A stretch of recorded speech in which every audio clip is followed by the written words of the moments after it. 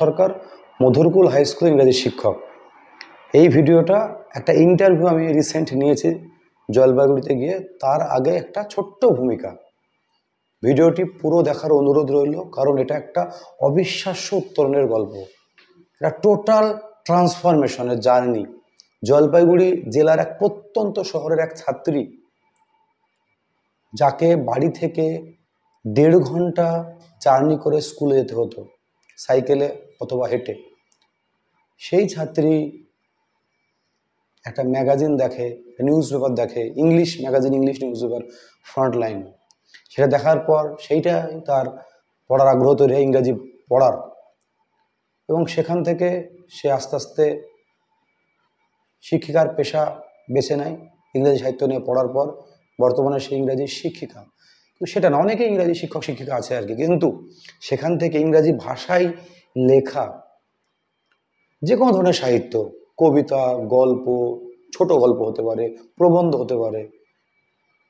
আমরা গ্রাম বাংলা ছেলেরা ইংরাজিতে রাইটিং লিখতে গিয়ে আমাদের সমস্যা তৈরি হয় অনেক সময়, কিন্তু একজন ইংরাজি ভাষায় লিটারেচার লেখা আমাদের মতন ভারতীয়দের, বিশেষ করে প্রত্যন্ত গ্রাম থেকে যারা উঠে আসছে আমরা আর কি, লেখনির একটা যে শব্দ চয়ন ইংরাজি শব্দের ক্ষেত্রে হয়, এটা অসুবিধার সৃষ্টি হয়। কিন্তু মৌমিতাদির ক্ষেত্রে আমার তো অবিশ্বাস্য মনে হয়, যে ফ্রন্টলাইন পড়েও আস্তে আস্তে ইংরেজি শিখেছে, আজকে সেই ফ্রন্টলাইন ম্যাগাজিনে তার লেখা পাবলিশড হয়েছে। ভালো ভালো ইন্ডিয়া লেভেলে যে সমস্ত ইংলিশ পেপার অথবা ম্যাগাজিন বের হয়, সেখানে তার লেখা মাঝে মাঝেই প্রকাশিত হচ্ছে, হয়তো ভবিষ্যতে আরও হবে। ইন্ডিয়ার ফেমিনিস্ট আন্দোলনের অন্যতম একজন নাম মৌমিতা আলম। বর্তমানে তিনি জলপাইগুড়ি শহরে থাকেন, পেশায় শিক্ষিকা। কিন্তু আমার অবিশ্বাস্য লেগেছে এই ছাত্রী থেকে শিক্ষিকা, সেখান থেকে একজন লেখিকা হিসেবে উত্তরণ, এবং সেটা ইংরাজি ভাষায়। এই কবিতার বইটাও কিন্তু ইংরাজি ভাষায়, বিষয়বস্তু যাই হোক না কেন, কিন্তু ইংরাজি ভাষায় এরকম ভারতীয় পত্রপত্রিকায় লেখা, এডিটোরিয়াল কলামে লেখা সবাই পারে না। তো আমার সত্যিই প্রচুর পড়াশোনা, লকডাউনের সময় থেকে দিদি বা ম্যাডাম যাই বলেন না কেন, এত পড়াশোনা করেছে, তার ফসল তার ইংরেজি ভাষায় এত সুন্দর লেখা বেরিয়ে আসছে আর কি। এবং সব থেকে বড় কথা, উত্তরবঙ্গের মানুষের আতিথেয়তা, তার সব থেকে বড় উদাহরণ মৌমিতাদি। তার বাড়িতে আমরা লাঞ্চ করেছিলাম, কি অসাধারণ আপ্যায়ন মানুষের আর কি। উত্তরবঙ্গের এক বিখ্যাত চাল দিয়ে পোলাও রান্না, 2-3 রকমের মাছ, তিস্তার বিখ্যাত বরলে মাছ, তারপরে মাংস। মানে মাছ মাংসটা ম্যাটার হয়তো করে না, কিন্তু মানুষের কথা, মানুষের আতিথেয়তা, আন্তরিকতা, উদারতা, এইগুলো কিন্তু বোঝা যায়, ফিল করা যায় আর কি। তো অসাধারণ অভিজ্ঞতা আমাদের বাড়ির, এবং তার বিভিন্ন প্রচুর যে বইপত্রের যে সম্ভার, সেগুলো দেখা, বইগুলোকে নাড়াচাড়া করা আর কি। সব মিলিয়ে আমি তো ব্যক্তিগতভাবে আমিও একজন ইংরাজি শিক্ষক, কিন্তু লেখালেখির জগৎ হয়তো আমি নেই, কিন্তু পড়েছি আমি বাংলা সাহিত্য, ইংরেজি সাহিত্য। এই অনার্স MA পড়তে গিয়ে অল্প বিস্তর পড়েছি, সেখান থেকে জানি ইংরেজি ভাষায় লেখা কতটা কঠিন কাজ। সেই কঠিন কাজ দিদি সফল, আমি মনে করি দিদি আরও সাফল্য পাবে জীবনে, জাস্ট জার্নিটা স্টার্ট হয়েছে আর কি। দিদির সর্বাঙ্গীন সাফল্য কামনা করি, দিদি অনেক অনেক বড় বড় লেখিকা হোক, আন্তর্জাতিক মানের লেখিকা হোক ইংরেজি ভাষায়। আমরা যেন দিদির জন্য গর্ব অনুভব করতে পারি। তো এটুকুই ভূমিকা, দিদির পুরো সাক্ষাৎকারটা শুনুন। আমি শুধু এইটুকুই ফোকাস করেছি যে দিদির লেখিকা হিসেবে ইংরেজি ভাষায় উত্তরণ, বাকি মতামত দিদির নিজস্ব। ধন্যবাদ। পুরো ইন্টারভিউটা শোনার অনুরোধ রইল। আমি স্বরূপ কুমার সরকার, মধুরকুল হাই স্কুল ইংরাজি শিক্ষক। তো আমি রিসেন্ট এসেছিলাম কোচবিহার, আলিপুরদুয়ার, জলপাইগুড়িতে, যারা কৃতি ছাত্রছাত্রী মাধ্যমিক উচ্চ মাধ্যমিকের, বিশেষ করে প্রথম আলিপুরদুয়ার এবং কোচবিহারের মাধ্যমিক উচ্চ মাধ্যমিকের, চন্দ্রচূড় সেন এবং অভিক দাস। তো সেই সূত্রেই আমরা ছিলাম জলপাইগুড়িতে আর কি। দিয়ে আমার সঙ্গে যে ছিল শারিকুল আলম বিশ্বাস আর কি, আর খুব কাছের মানুষ, এবং দিলওয়ার হোসেন। তো শারিকুল্লাহর কলিগ, এক্স কলিগ আর কি, মৌমিতা আলম। তো শিক্ষিকা ছিলেন, সেখান থেকে বর্তমানে এখন লেখিকা আর কি। তো সেই লেখার বইগুলো poems at daybreak, Momita Alam, এই বইটা আছে আর কি।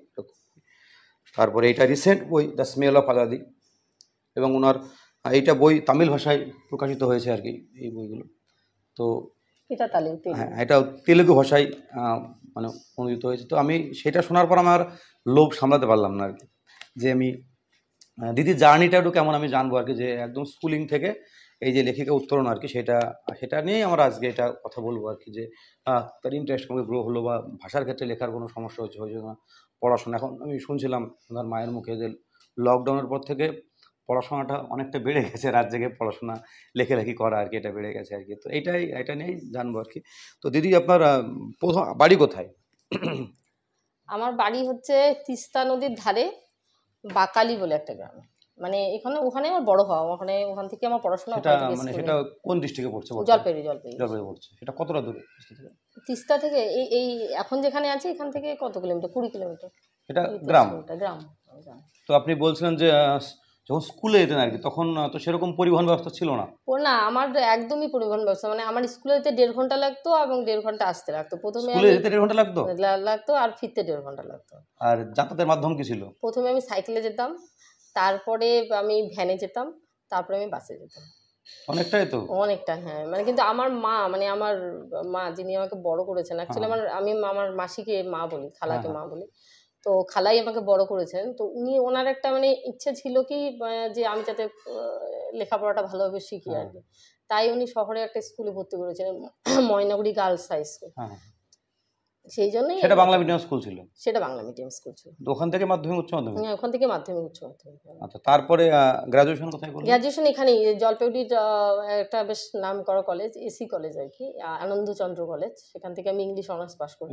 ইংলিশ অনার্স পাস করার পরেই তখন আমাদের একটু পারিবারিক সমস্যা দেখা যায়, মানে আমার খালার একটা সন্তান হয় এবং সে অসুস্থ, মানে তখন একটা আর্থিক সমস্যাও আমাদের ছিল আর কি।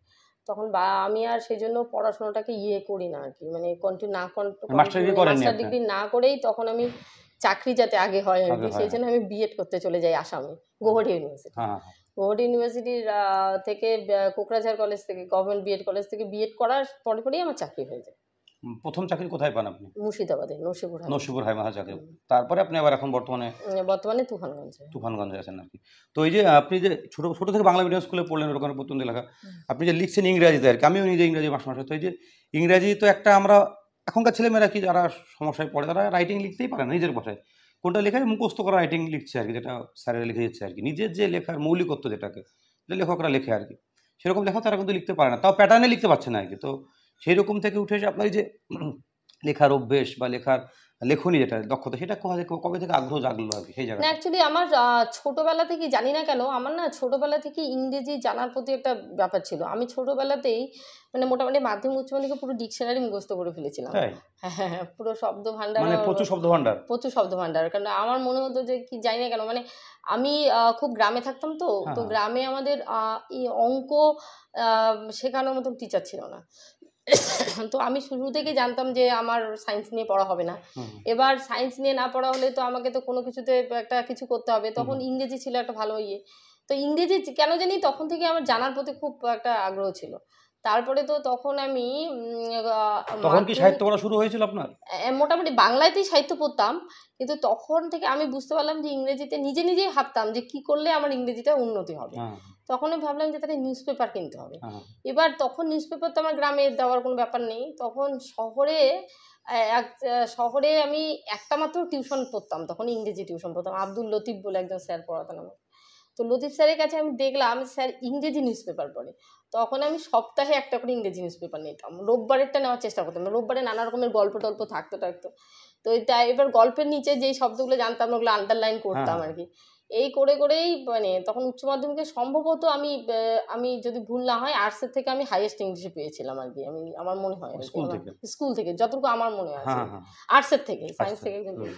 তারপর এসি কলেজে চান্স পেলাম। এসি কলেজ জলপাইগুড়ি তো উত্তরবঙ্গেরই একটা নাম করা কলেজ হলেও তখন না ওই এসি কলেজে কেন জানি না প্রফেসর ছিলেন না, মানে আমাদের কলেজে মাত্র একজন পার্মানেন্ট ছিলেন, বাকি সবাই হচ্ছে আপনার ওই কন্ট্রাক্টুয়াল। এবার এই স্যারের কাছে যাই, ওই স্যারের কাছে যাই, লাইব্রেরিতে যাই, কি মানে কি করে জানবো ইংরেজি, এটা যাই। এবার স্যারদের কাছে টিউশন করতে শুরু করলাম, স্যাররা দেখি জেরক্স দেয়, শুধু জেরক্স মুখস্থ করায়। এবার এই জিনিসটা না আমার ঠিক পছন্দ হচ্ছিল না, ভালো হচ্ছিল না। তখন অনেক খুঁজে পেতে রাজদীপ্ত রয় বলে একজন স্যারকে আমি মানে খুঁজে পেতে বের করি আর কি। তিনি তখন ধূপগুড়ি কলেজে প্রফেসর ছিলেন, পরে এখন উনি ময়নরি কলেজে ইংলিশের প্রফেসর। তো স্যার আমাকে তখন স্যার যতটা পারছেন করছিলেন, কিন্তু স্যারও নোট দিচ্ছিলেন। আর তখন আশ্চর্যজনকভাবে নাম্বারও খুব একটা, কিন্তু তখন 50% নাম্বার তোলা খুব মুশকিল ছিল আর কি। তো যাই হোক পড়লাম, কিন্তু আমার একটা জিনিস ছিল মানে সেই কলেজে পড়াকালীনই একদিন তখন কি লিখতে লেখা শুরু হয়েছিল। অ্যাকচুয়ালি আমার প্রথম মনে পড়ে যে আমি প্রথম কবিতা লিখেছিলাম ক্লাস 7-এ যখন পড়ি, তখন বাংলায় লিখেছিলাম। সেটা বাংলায় ছিল। আমি খুব ক্রিকেট দেখতে ভালোবাসতাম, তখন আজহারউদ্দিন ক্যাপ্টেন ছিল, সে আজহারউদ্দিনের নিয়ে একটা কবিতা আমি লিখেছিলাম আর কি। তারপরে আমি সেরকম ভাবে ওইভাবে লিখবো এটা না, কিন্তু নিজে নিজে লিখতাম, ডায়েরিতে আঁকুবি কাটতাম, বাংলাতে বেশিরভাগ কাটতাম। কিন্তু আমার এই তারপরে যখন গ্র্যাজুয়েশন পড়লাম না, তো ওটা অ্যারাউন্ড 2005 হবে। একদিন তখন তার পয়সা নেই, কলেজ লাইফ আর কি। একদিন হেঁটে হেঁটে ঘুরে বেড়াচ্ছি জলপাইগুড়ি শহরে, একটা ম্যাগাজিনের দোকানের সামনে একটা ম্যাগাজিন ঝুলে থাকতে দেখলাম লেখা আছে ফ্রন্টলাইন। তো উল্টালাম, দেখছি যে ম্যাগাজিনটা বেশ ভালো লাগলো। আসলে আমার না মানে ছোটবেলা থেকে জানি না কেন আমি খুব, সবাই বলে যে আমি নাকি আনলিমিটেড প্রশ্ন করতাম, মানে প্রশ্ন করতে করতে লোককে বিব্রত করে দিতাম। মানে আমার বাড়ির লোক আমাকে মানে বলতো যে তুই চুপ কর, এত কথা বলবি, এত জিজ্ঞেস করিস না, এত উত্তর দিতে পারবো না, এরকম বলতো আর কি। তো তখন আমি ফ্রন্টলাইনে দেখলাম যে ওখানে ওদের বিদেশের যে ব্যাপার স্যাপারগুলো আর কি, সেই ব্যাপারগুলো খুব সুন্দর দেওয়া। তখন 15 টাকা ছিল ফ্রন্টলাইনের দাম। তখন আমি ফ্রন্টলাইন কিনতে শুরু করলাম। তখন ওই তো পয়সা ছিল না, তো কখনো রিক্সায় না গিয়ে ওই টাকাটা বাঁচিয়ে ফ্রন্টলাইন কিনতাম। দেখো ফ্রন্টলাইনে কিন্তু দিদির লেখা প্রকাশিত হয়েছে। হ্যাঁ হ্যাঁ, এটা মানে যে ফ্রন্টলাইন পড়তো 15 টাকা দিয়ে, সেই ফ্রন্টলাইন মানে এটা স্বপ্ন পূরণ। হ্যাঁ, আমি ওনাদের যে সেই ফ্রন্টলাইন দিদির কিন্তু লেখা প্রকাশিত হয়েছে গত বছর। হ্যাঁ, এটা আপনার খুব ভালো লেগেছে যে না দারুণ। এবং আমি ওদেরকে একটা মানে ফ্রন্টলাইনের যে এডিটর আর কি বৈষ্ণব রয়, আর ওদের সাব এডিটর আছেন অনুসুয়া মুখার্জি, ওদেরকে আমি বলেছিলাম যে actually frontline literally shaped my life actually. মানে আমার পুরো ইংরেজি শেখা ফ্রন্টলাইনের জন্য। তো আমার যে দুটো লেখা ফ্রন্টলাইনে বেরোলো, এটাতে মানে সব থেকে আমি মানে অ্যাকচুয়ালি আমার তো এখন ফ্রন্টলাইন, আউটলুক, ওয়্যার, তারপরে হচ্ছে স্ক্রল, মোটামুটি টুকটাক লিখি আর কি। হ্যাঁ হ্যাঁ, লেখা প্রকাশিত হয়। আমার নাম গুগল করলেই পাবেন, আপনি গুগল করলেই বেরোবে আমার লেখাগুলো। এই লেখাটা কবিতা লিখছেন, এই লেখার টার্নিং পয়েন্টটা কি গ্র্যাজুয়েশন করার পর আসলো না চাকরি করতে করতে আসলো? করার পরে দেখুন, আমি একটা খুব অপ্রেসিভ, ব্যক্তিগতভাবে খুব অপ্রেসিভ জায়গায় ছিলাম। মানে আমি খুব কম বয়সে বিয়ে হয়ে যায়, এবং আমার হাজবেন্ডের খুব ইচ্ছে ছিল না যে আমি পড়াশোনা করি, বা এরকম ব্যাপারটা ছিল না আর কি। ও খুব অন্যরকম অপ্রেসিভ, অ্যাবিউসিভ ছিল আর কি। তো আমি তখন তো এটা, কিন্তু আমি ফ্রন্টলাইন পড়া ছাড়িনি। আমি যে করি হোক সামহাউ ম্যানেজ করে ফ্রন্টলাইন পড়তাম আর কি। তো এবং বাকি বইপত্র তখন তত নিয়ে চাকরিও পেয়ে গেছিলাম। আমি এই কবিতা ইসলাম যে বিদেশের যখন চলছে ব্যাপারগুলো, সেগুলো আপনার ধারণা তখন থেকেই? না, হ্যাঁ, আমি শুরু থেকেই খুব কনসিয়াস ছিলাম যে আমার মনে আছে যখন 9/11 হচ্ছিল, মানে ওই ওয়ার্ল্ড ট্রেড সেন্টার, এবং আমি তখন জানার চেষ্টা করছিলাম যে কেন হচ্ছে, কেন টেরোরিজম হয়। আমি বরাবরই খুব ছিলাম। আমার বান্ধবীরা আমাকে বলতো যে তুই এত পলিটিক্স নিয়ে ভাবিস কেন, কিন্তু আমি জানি না কেন আমার সব জানতে ইচ্ছে করতো তখন থেকে আর কি। কলেজেও টুকটাক পলিটিক্সে ছিলাম। তো তারপরে তো চাকরি পাওয়ার পরে আমি যখন তখন আমি করলাম কি, মানে বই কিনতাম। তারপরে তো 2016-তে আমার হাজব্যান্ড লিটারালি আমাদের সেপারেশন হয়ে যায় আর কি। আমি তখন প্রেগনেন্ট আর কি। সেই সময়টা আমার ভীষণই বাজে একটা সময় ছিল। আমার নসিপুরের কলিগরা, বিশেষ করে রাজুদা, এরা তো আমার দারুণ হেল্প করেছে। এবং সেই সময়টা কিন্তু আমাকে কিন্তু কাটিয়ে তুলেছে একমাত্র বই। আমি প্রচুর বই কিনে, এখনও আমি মানে মাসের শেষে আমার কাছে হয়তো টাকা থাকে না, মানে বই আর ম্যাগাজিন এত বই কিনে, বেশিরভাগ বই তুফানগঞ্জে, নাহলে বাকালিতে কিছু, এখানে কিছু, এইভাবেই আর কি। তো 2000 লেখা পড়া হয় সারাদিন, অনেক পড়া হয় না। দেখুন, এখন তো আমি সিঙ্গেল মাদার, মানে তার মধ্যে আমাকে এই বাড়িটা দেখতে হয়, তুফানগঞ্জে যেতে থাকে, যেটা শারীরিকভাবেও আমি একটু অসুস্থ, আমার হিমোগ্লোবিন কম থাকে সবসময়, 7, এখন তো 7। তো কি বলে, অনেক সব হয় না। কিন্তু আমার মানে পড়াটা কীরকম বলেন তো, আমার এখন মানে লাইফ প্রসেসের মতন হয়ে গেছে আর কি। মানে আমি হয়তো বসে আছি, তাও হয়তো পড়ছি। আমি হয়তো টয়লেট গেছি তাও হয়তো কিছু একটা নিয়ে গেলাম, যে টয়লেটে বসে বসে হয়তো একটু পড়ে নিলাম, মানে যখনই সময় পাই তখনই নেশা হয়ে যায় পুরোটা। একটা লাইফ হয়ে গেছে। মানে মানে আমাকে মানে এরকম মনে হয় না যে আমাকে কোনো এফোর্ট দিতে হয় না, আমি যেখানে যাই একটা একটা কিছু নিয়ে গেলাম, কিছু নেই, পড়লাম। সব রকম পড়ে নাকি? সব রকম পড়ি, হ্যাঁ মূলত পলিটিক্যাল লেখালেখি করি আমি। এই চাঁদ সূর্য নিয়ে এমনি কবিতা লিখছে যারা, তাদেরকে কমই পড়ি, পলিটিক্যাল লেখা। যেমন আমার ফেভারিট রাইটার হচ্ছে অরুন্ধতী রয়, আমার favourite, all time favourite Arundhati Roy পড়ি, মীনা কান্ডাস্বামী পড়ি, এই আর কি। আর ভারতের চেতন ভগত বা এইসব, না না সালমান চেতন, রুশদির? হ্যাঁ সালমান রুশদি পড়ি, কিন্তু চেতন ভগত না, চেতন ভগত রোমান্টিক হ্যাঁ, রিয়েলিস্টিক কম। লেখা বেশি পড়তে হ্যাঁ হবে। যারা পলিটিক্স, দেখুন এখন তো ভারত বা গোটা পৃথিবীর ইতিহাস একটা অদ্ভুত সময়ের মধ্যে আমরা দাঁড়িয়ে আছি। এই দেখুন এই তো দুদিন আগে দেখুন গাজায় কতগুলো ছেলে মেয়ে, বাচ্চা বাচ্চা শিশুগুলোকে। তাই এই মুহূর্তে যারা আমাদের রাইটার, যারা আমরা লিখছি আর কি, তাদের দায়িত্ব, আমি মনে করি যে we are the witness of the time, আমরা এই সময়ের দলিল। আর এখন যদি আপনি দেখেন তাহলে আপনি মেইন স্ট্রিম মিডিয়া থেকে শুরু করে সব জায়গায় একটা ন্যারেটিভ চলছে, যাতে সত্যিটা না আসে, সত্যিটাকে সবসময় একটা অন্যরকম জিনিস নিয়ে আমাদেরকে মাতিয়ে রাখা হচ্ছে না। ধরেন কে কোন নায়িকা প্রেগনেন্ট হলো সে নিয়ে খবর হচ্ছে, কোন মন্ত্রী, এই যে মন্ত্রীরা অনেক সময়, নেতা মন্ত্রীরা, আমাদের মুখ্যমন্ত্রী প্রধানমন্ত্রী অনেক সময় ভুলভাল কথা বলে থাকেন, আমরা বলে থাকি যে আরে জানে না নাকি, হাসাহাসি করি। এটা কিন্তু নয়, এটা আসলে আমাদের মিসলিড করা, যে আমরা কিছুক্ষণ ওদের দিকে তাকিয়ে থাকি। তা আমাদের যারা রাইটার তাদের তো কাজই হচ্ছে এখন যে মূল বিষয়টা সেটা তুলে ধরা না। তো এই মুহূর্তে আমি তো সেই জন্য, যারা মনে করেন যে রাজনীতি ঊর্ধ্বে আমি নই, আমি ভীষণভাবে পলিটিক্যাল, আমার লেখালেখিটাও পলিটিক্যাল। আপনার একটা বিখ্যাত লাইন বলছেন, সেই লাইনটা যদি বলেন। হ্যাঁ এরকম অনেকে বলে যে হায়দ্রাবাদে কি আপনার? দেখুন দেখুন মানে আমি যেটা লিখি, প্রত্যেকটা লেখা তো আমার সন্তানের মতো, তাই না? প্রত্যেকটা লেখাই ভালো লাগে, কিন্তু আমার ক্ষেত্রে তো আমার মনে হচ্ছে বলেই আমি লিখছি। এবার যারা রিডার তারা ঠিক করবেন যে কোনটা তাদের ভালো লাগে। কিন্তু একটা লাইন অনেকেই বলে যে, অনেক জায়গায় কোটও করেছে, দেখেছি যে, it's a when the whole world is bleeding, it's a crime to write about the beauty of the moon. যখন গোটা পৃথিবী জ্বলছে, রক্তাক্ত হচ্ছে, তখন এটা আমাদের একটা রাইটারের কাছে, এটা আমি মনে করি যে একটা রাইটারের এটা ক্রাইম যদি সে চাঁদের সৌন্দর্য নিয়ে কবিতা লেখে। সে চাঁদের সৌন্দর্য নিয়ে কবিতা লিখবে না কেন, সে লিখুক, কিন্তু তার পায়ের মাটির কাছেও তো পড়ে আছে অনেক লোকজন। এই যে দেখুন পশ্চিমবঙ্গের অবস্থাও দেখুন, কত ছেলে মেয়ে চাকরি যাচ্ছে, চাকরি থাকছে, বেকারভাবে ঘুরছে, মাইক্রো ফিন্যান্স লোন নিয়ে মানুষ বাড়ছে। যে পশ্চিমবঙ্গে আমরা ধর্ম নিয়ে খুব একটা মাতামাতি দেখতাম না, তাদের সেইখানে ধর্ম নিয়ে আমরা মাতামাতি দেখছি। কেন দেখছি সেটা নিয়ে তো আজকের যুগে যারা দাঁড়িয়ে লিখছেন তাদের লেখা তো অবশ্যই সেটা আসা উচিত, না নাহলে সেটা তো আমার মনে হয় সেটা সময়ের দলিল হয়ে কখনোই উঠবে না। তো এই যে মানে ইংরেজি ভাষায় লেখার দক্ষতাটা আর কি, সেইটা তো কনসিয়াসলি অটোমেটিক আপনার মধ্যে চলে এসছে না? তা জানি না, কিন্তু আমি 2019 থেকে সিরিয়াসলি লিখতে শুরু করেছিলাম। অ্যাকচুয়ালি আমার একজন বন্ধু ছিল, একজন কাশ্মীরি বন্ধু ছিল আমার জুনিয়র, সে মানে তার বয়স অনেকটা কম। তো তার একটা বাচ্চা ছেলে, সে স্বপ্ন দেখতো যে সে উকিল হবে এরকম।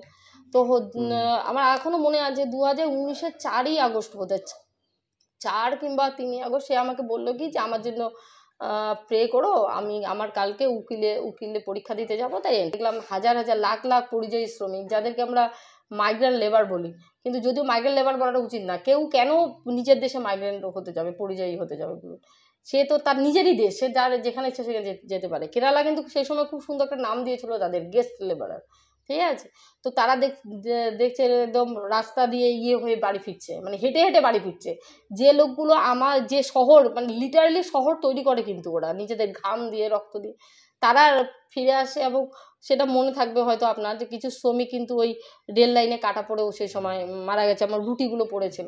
এই জিনিসগুলো না আমাকে খুব ব্যথিত করেছিল। আমি তখন ইসলামপুরেই ছিলাম, তো মানে নসিপুরে যখন চাকরি করতাম, তখন আমি এগুলো নিয়ে লিখতে। তারপর দিল্লি রাইটস এই আমার যে প্রথম বইটা বেরিয়েছিল সেটা হচ্ছে 2020 সালে আগস্ট মাসে, the museums of the dark. এখনো আছে ইয়েতে, আপনার অ্যামাজনে অ্যাভেলেবেল, আমার কাছে নেই কপি, একটা নামে দিতাম।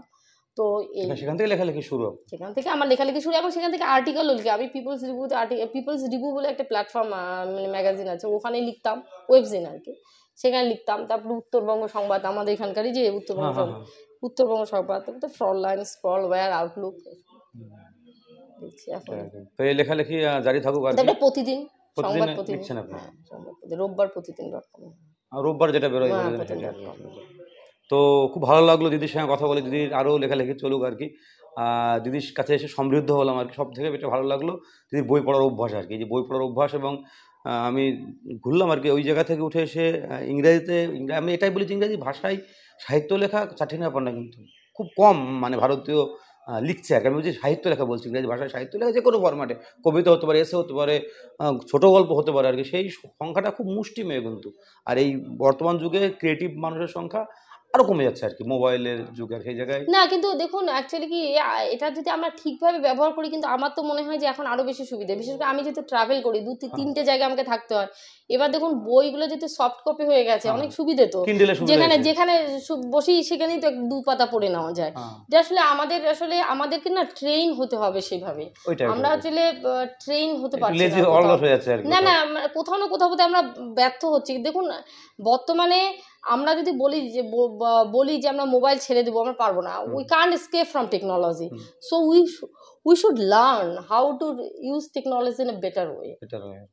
এইটা আমাদেরকে করতে হবে। এইটা যদি আমরা করতে পারি না, তাহলে আমার মনে হয় অনেক সমস্যারই সমাধান হয়ে যাবে। তো এই যে মানে বর্তমান সমাজে ক্রিয়েটিভ মানুষের সংখ্যা, লেখালেখি বা যারা তৈরি করছে, আমার তো মনে হয় পরবর্তীকালে যারা যে কয়েক % মানুষ ক্রিয়েটিভ থাকবে, যারা নতুন সৃষ্টি করছে, কোনো সৃষ্টি হতে পারে, ছবি আঁকা হতে পারে, ফিল্ম হতে পারে, লেখালেখি হতে পারে, এই সংখ্যা মানুষের কিন্তু আস্তে আস্তে কমে যাচ্ছে আর কি। হ্যাঁ, কারণ মানুষের তো চিন্তা ভাবনা কম নাকি, চিন্তা ভাবনা কম, অ্যাটেনশন স্প্যানে তো কম। আপনি তো ভাবছেন না 8 ঘন্টা। দেখুন এখনকার দিনে সব থেকে আমার মনে হয় যে মানুষের ভাবার ফুরসত নেই। মানে ভাবার ফুরসত আপনাকে দিচ্ছেও না, কারণ আপনার মোবাইলে তো রিলস বলে দিয়েছে। আপনি যেখানেই বসে আছেন, ধুর বেকার বসে আছি, একটু ভাবি।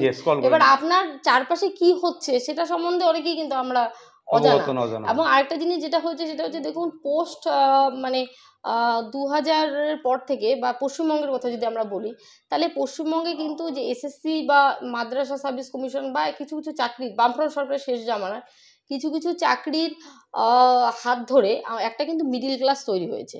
এবং এই মিডিল ক্লাসটা কারা? তারা হচ্ছে গ্রামে ছিল মোটামুটি, যেমন আমার মতো আপনার মতন। তারা গ্রামে ছিল, গ্রামে থেকে একটা চাকরি পেয়েছে, চাকরি পেয়ে যে বউকে আর বাচ্চাকে বগল দাবা করে আমরা এখন চললাম শহরে গিয়ে তো আমরা এই 2টো রুমের মধ্যে আবদ্ধ হয়ে থাকছি। তাহলে আমার বাচ্চাটা তো 10টা বাচ্চার সাথে মিশছে না, তার তো জীবনের যাপন তো তৈরি হচ্ছে না, সে তো লোক চিনছে না, সে তো জানছে না, মানুষের মিশছেও না। তার জগৎ কোথায়? তার জগৎ ওই কোরিয়ার ব্ল্যাক পিঙ্ক ব্যান্ড, নাহলে কি আরেকটা ব্যান্ড বিটিএস। সে কোরিয়ার খাওয়া দাওয়া খাওয়ার চিন্তা ভাবনা করছে। সে তার আশেপাশের লোকজন কি খাচ্ছে সেটা তো জানছে না, যাপনই তৈরি হচ্ছে না। তো এটা না একটা ভীষণ বড় মানে কি বলবো, ভয়ের তৈরি হচ্ছে, চোরাবালির মধ্যে আমরা ডুবে যাচ্ছি। এবং এটা থেকে কিভাবে আমরা বেরোবো, এটা নিয়ে কিন্তু আমাদের সবাইকে ভাবতে হবে। খুব ভালো কথা বললেন যে সত্যি মানুষকে চেনে না কোথায় বিটিএস, তার স্কুলে প্রচুর ফ্যান আর কি, জানেও না বিটিএস সম্পর্কে, নামও হয় না, ওই মোবাইল থেকে বিটিএস ফ্যান। তার মধ্যে এই যে মানে অনর্থক 400টার বেশি বোধহয় ভারতবর্ষে মিডিয়া এখন, তারা সারাক্ষণ ওই কি সমস্ত দেখাচ্ছে, কোন নেতা কি করলো, কোন মন্ত্রী কি বললো, এবং সেগুলো হচ্ছে সারাক্ষণ হিন্দু মুসলিম করছে। এবং এর ফলে কি হচ্ছে জানেন তো, এর ফলে সমাজটা না টোটালটা বিশেষ সমাজটাই ভেঙে পড়েছে। অ্যাকচুয়ালি এখন কি সমাজ আছে?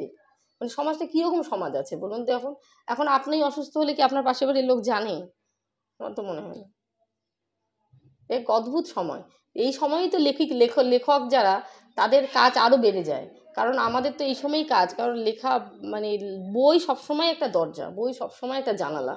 একটা বই যখন আপনি পড়তে শুরু করবেন, তখন আপনি যেরকম মানুষ থাকবেন, বইটা শেষ হয়ে গেলে কিন্তু আপনি পুরো ট্রান্সফর্ম করে দেয় ভেতরে। বইটা বোঝা যায় না, বাইরের মানুষ বুঝতে পারে না যে কতটা ভেতরে হলো, সেটা সে নিজেই ফিল করে আর কি। এবার যখন তার অনেকটা তার হয়, তখন বাইরের মানুষ ফিল করে না এর মধ্যে একটা কিন্তু, এবং সেইটা শুধু বই পারে। এটা আপনি তো একমত একদম, এটা আমারও উপলব্ধি এটা। হ্যাঁ একদম। তাহলে আমাদের তো এর থেকে বিকল্প নেই, আমাদের পড়তেই হবে। এটাই বার্তা আর কি। তো দিদি যেটা বলছে যে আমাদেরকে পড়তেই হবে আর কি। তো নমস্কার, দিদির সঙ্গে পরে আবার কথা হবে। নমস্কার, আপনাকে ধন্যবাদ।